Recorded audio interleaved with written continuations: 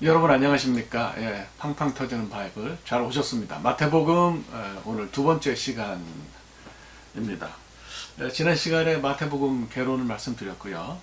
또 형식에 있어서 마태복음과 그 유대교 성경 해석 주석인 미드라시가 좀 형태적으로 닮았다 이런 말씀을 드렸는데 이건 아마 좀 못 들어보신 얘기일 수도 있겠어요. 그래서 그걸 좀 설명을 하려고 합니다. 그걸 설명하자니까 그 미시나와 탈무드 얘기를 좀 안 할 수가 없어요. 여러분도 뭐 이제는 그 유대주의 문헌 가운데, 유대교 문헌 가운데 대표적인 것으로 미시나와 탈무드를 잘 알고 계실 거라고 생각합니다. 이제 가장 대표적인 것이 일단 미시나인데요. 오늘날 우리가 보는 그런 그 미시나 형태가 완성된 거는 대략 주후 200년경 이라고 볼 수가 있지요. 제가 뭐 이제 미시나 그 6권을 다 이제 가지고 있어요. 그걸 여러분들에게 뭐 한번 보여드릴까요? 예, 이게 이제 그 미시나 6권 전권입니다. 그래서 이거를 이제 뭐 영어로 번역해서 쓰기도 하고 그렇게 하는데 일단 히브리어를 읽으면은 이것이 이제 미시나다 이렇게 볼 수가 있겠어요. 대략 주후 200년경에 이것이 다 오늘날 형태로 완성이 됐고요. 제일 먼저 이제 편집을 한 사람이 그 라비 아키바라고 우리가 알고 있고 그 메이어라는 사람, 그 사람도 라비인데요. 그 사람을 거쳐서 최종적으로 이제 편집을 완성한 사람이 라비 유다하 나시. 나시는 이제 뭐 그 아주 대장을 가리키는 깃발이라는 뜻인데 이제 그런 사람에게 붙인 이름이에요. 그래서 뭐 그렇게 이제 우리가 이해를 합니다. 미시나의 내용은 이제 그 유대주의죠. 유대교 전승 가운데 세 가지하고 맞닿아 있어요. 첫째는 그 성경 본문 해석인 주석인 이게 초기 미드라시도 이 안에 있고요. 그 다음에 이제 할라카, 그거는 이제 그 구약 성경 가운데 법적인 부분을 다룬 내용이에요. 그걸 우리가 할라카라 그러죠. 그 다음에 이제 할라카를 제외한 나머지 모든 이야기나 뭐 철학이나 이런 것을 하카다라고 그러는데 하카다 이렇게 그것도 이 안에 들어있다 이렇게 볼 수가 있어요. 그래서 이것을 총집대성해서 전부 6개의 커다란 항목으로 이걸 나누죠. 그래서 이제 이 6개의 항목을 세드림이라고 그렇게 이제 불러요. 그래서 뭐 추수는 어떻게 하냐, 뭐 열매는 어떻게 뭐 거두느냐, 또 절기는 뭐 어떻게 하냐, 뭐 이런 이야기들, 또 결혼 이혼 규정들, 또 사고 범죄 보상 뭐 이런 거, 또 그다음에 이제 제사는 어떻게 드리냐, 뭐 정한 건 뭐고 부정한 건 뭐냐 이런 것들을 다 이제 이렇게 이 안에서 다루고 있다고 볼 수가 있습니다. 이 그 6개 항목이 이게 세드림인데 이것이 이제 63개 작은 부분으로 조금 더 나뉘죠. 그래서 이 63개 작은 항목들은 마섹토트라고 그렇게 부릅니다. 그리고 또 이제 이것이 페라킴이라고 불리우는 작은 장으로 나뉘고요. 각 장이 아주 마지막에 더 세분화돼서 미시나라고 불리우는 최종 작은 단락으로 구별이 됩니다. 그러니까 미시나는 책 이름이면서 동시에 가장 작은 단락의 이름이다 이렇게 말씀을 드릴 수가 있어요. 그래서 이제 미시나가 있는데 미시나 내용이 어렵거든요. 굉장히 이해하기 어려운 부분들이 많아요. 그러니까 이제 이 내용이 어렵기 때문에 여기에 이제 주석을 쓰는데 그 미시나의 주석을 우리가 그마라라고 그렇게 이야기합니다. 그래서 미시나와 미시나의 주석인 그마라를 합친 것을 우리가 탈무드라고 이렇게 이야기를 하죠. 그래서 이제 유대주의 문헌이 총 집대성된 것이 탈무드다 이렇게 말씀을 드릴 수 있고요. 탈무드를 통해서 유대교 공동체가 성경을 어떻게 해석하고 또 그들의 삶의 정황을 어떻게 이해했는지 그걸 이제 우리가 볼 수가 있는 거죠. 미시나와 탈무드 못지않게 중요한 유대교 문헌 중에 하나가 바로 미드라시입니다. 이제 다라시, 뭐 해석하다, 이해하다 뭐 이런 그 동사에서 왔는데요. 이거는 이제 성경 본문을 해석한 랍비들의 글이죠. 그래서 오늘날 용어로 하면 주석, 카멘처리나 해석, 엑시제시스라고 그렇게 이해할 수 있는 성격을 가지고 있습니다. 그래서 뭐 그 제이콥 뉴스너라고 유명한 그 뭐 책 많이 써요.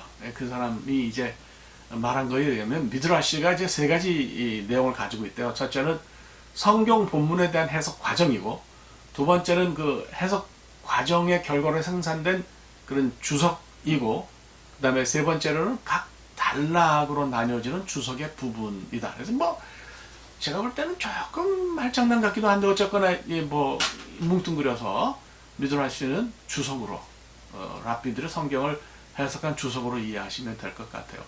그래서 이제 구약으로 보면 역대기라는 책이 있는데 역대기가 이를테면 그 포로기 이후에 쓰여졌잖아요. 그래서 포로기 이전에 쓰여진 역사서인 사무엘서라든지 열왕기서의 해석이 포로기 이후의 해석이 역대기라고 볼 수 있어요. 그러니까 이런 것도 일종의 미드라시라고 볼 수 있고요. 또 제가 탈굼 얘기 몇 번 들었는데 탈굼은 아람어 그 번역이고요. 그 다음에 여기 이제 단순한 번역이 아니라 어떤 설명과 해석을 집어넣었으니까 이것도 이제 미드라시 형태를 가지고 있다 이렇게 볼 수가 있습니다.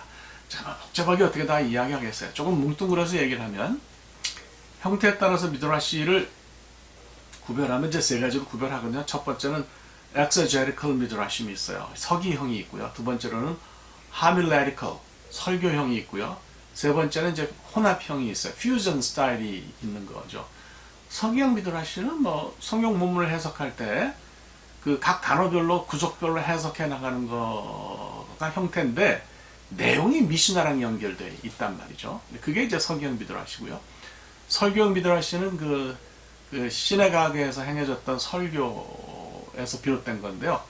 그 우리가 렉셔너리가 있잖아요. 안식일마다 정해진 분량을 읽는 오경 예언서 부분이 있는데 요걸 주제별로 강해한 것을 문서화한 거고 혼합형은 둘을 섞은 거라고 볼 수가 있어요.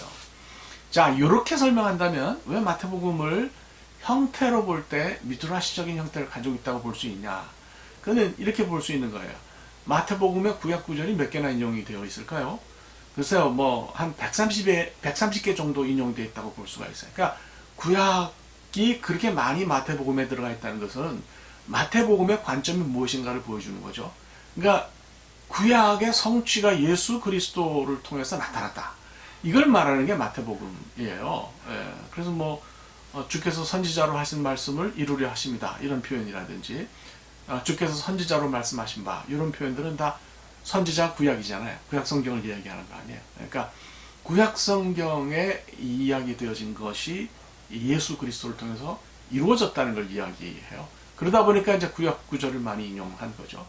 그래서 어떻게 보면 구약 구절을 써놓고 그것을 해석하는 스타일로 써간 것이 마태복음이다.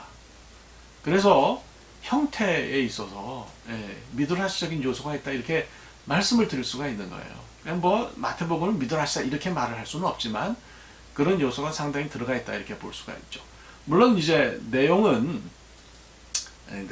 미드라시와는 다른 거죠. 미드라시는 유대교 문서니까 미신화하고 상관이 있고 또 유대교 철학이나 어떤 신학적인 해석 경향을 거기 담은 건데 마태복음은 내용적으로는 그렇지 않습니다. 내용적으로는 예수 그리스도를 유대인들에게 소개하는 책이죠. 그러다 보니까 그 사람들에게 익숙한 어떤 미드라시 형태를 차용했음에도 불구하고 내용이 같을 수가 없는 거죠.